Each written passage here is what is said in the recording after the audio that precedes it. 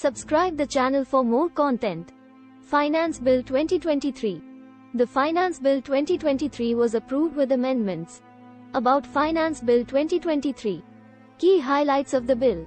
1. The withholding tax rate on royalties and fees for technical services paid to non-residents has been raised from 10% to 20%. This may increase the cost of import of technology.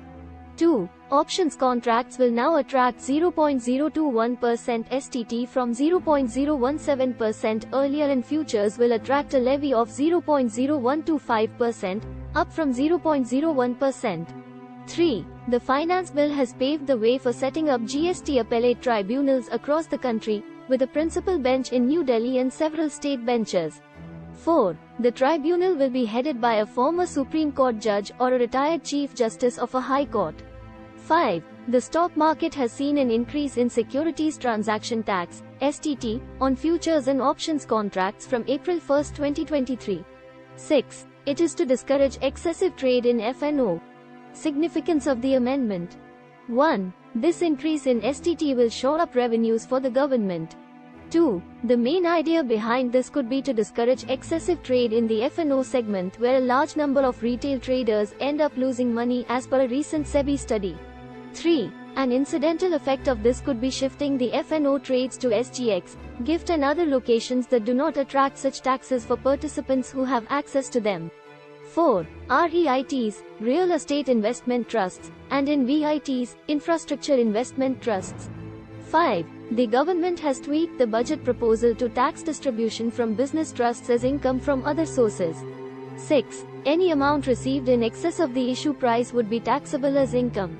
7. The draft rules related to valuation shall be shared with the stakeholders for their input in April itself, and exclusions, currently provided to domestic venture capital funds etc., shall also be considered for similar overseas entities. 8. This will impact all mutual funds that offer schemes with nomenclatures such as conservative hybrid funds, that invest predominantly in debt but have an equity exposure of up to 35% in their portfolios.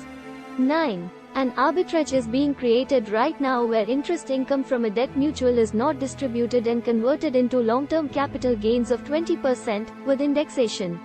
10. Debt mutual fund, where not more than 35% is invested in shares in the domestic company. 11. Thus many taxpayers are able to reduce their tax liability through this arbitrage. Money Bill vs Finance Bill. 1. A finance bill is a bill that deals with the country's finances. As the name implies, it could be about taxes, government spending, government borrowings, revenues, and so on. 2. The union budget is enacted as a finance bill because it deals with these issues. 3. The finance bill is classified into two categories. Financial Bill, I. Financial Bill, 2. 4. Money bills, as the name implies, are bills whose provisions are entirely concerned with all or any of the issues specified in Article 110(1). It includes issues such as the imposition, repeal, and regulation of taxes, the control of government borrowing, the protection of consolidated or contingency funds and the influx or outflow of money from any such funds, the allocation of money from the Consolidated Fund of India, and so on. Types of financial bills.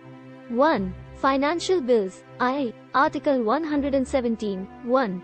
A financial bill, I, is a measure that includes not only any or all of the subjects stated in Article 110, but also other general legislative provisions. A finance bill, I, is comparable to a money bill in two ways. A. Both can be introduced only in the Lok Sabha and not in the Rajya Sabha, and B. Both can be introduced only on the President's advice. In all other ways, a finance bill, I, follows the same parliamentary procedure as an ordinary bill. 2. Financial bills, 2. Article 117(3). A financial bill, 2, has provisions affecting Consolidated Fund of India spending but does not include any of the items enumerated in Article 110. It is considered an ordinary bill and is subject to the same parliamentary procedure as an ordinary bill in all aspects. The single distinguishing element of this bill is that it cannot be enacted by either House of Parliament unless the President has requested that the measure be considered by that House. As a result, Finance Bill, 2, can be filed in either House of Parliament, and the President's approval is not required. In other words, the President's suggestion is not necessary at the introduction stage but is required during the consideration step. Either the House of Parliament has the option of rejecting or amending it.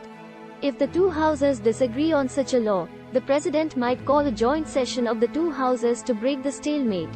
When the measure is given to the President, he can either grant his consent to it, withhold his assent to it, or return it to the houses for reconsideration.